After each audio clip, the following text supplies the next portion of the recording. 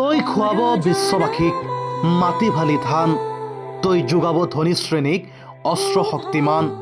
কাৰখানা কল তোৰেই সৃজন, পথাৰ সুবহল, নাঙল কাচি হাতুৰি দাৰ যাদু কৰি ফল, তোৰ বাহুতে আগবাঢ়ি যাওঁ।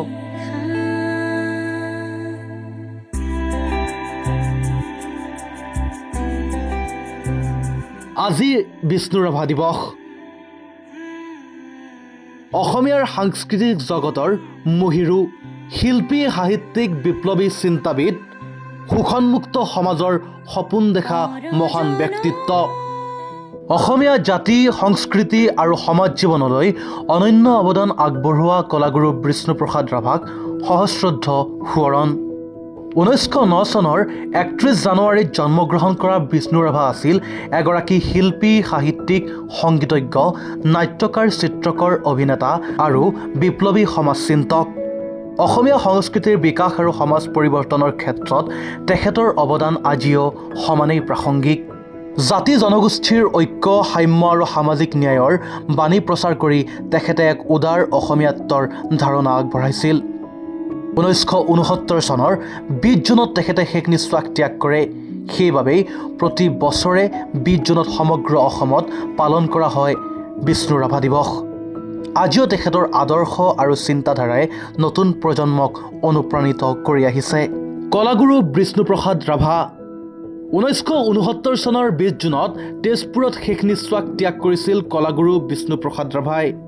তেওঁৰ স্মৃতিত প্ৰতি বছৰে 20 জুন তাৰিখে পালন কৰা হয় বিষ্ণু ৰাভা দিৱস। 1909 চনৰ 31 জানুৱাৰীত ঢাকাত জন্মগ্ৰহণ কৰা বিষ্ণু ৰাভাই জীৱনৰ প্ৰতিটো ক্ষেত্ৰতে এৰি গৈছে অনন্য অৱদান।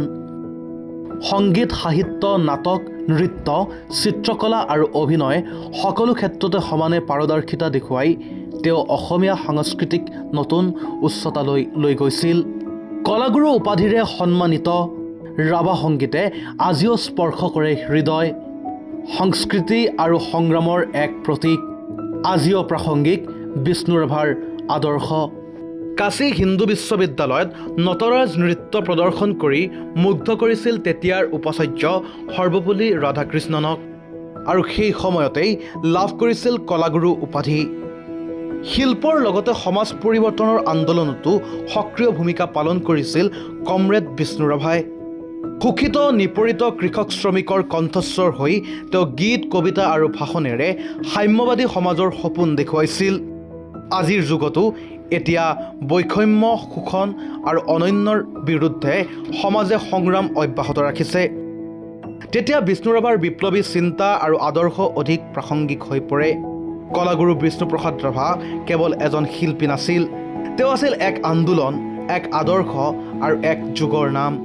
অসমীয়া জাতিৰ সাংস্কৃতিক স্বাভিমানৰ এই মহান পুৰোধাক আজি গভীৰ শ্ৰদ্ধাৰে স্মৰণ কৰিছে সমগ্ৰ অসমে।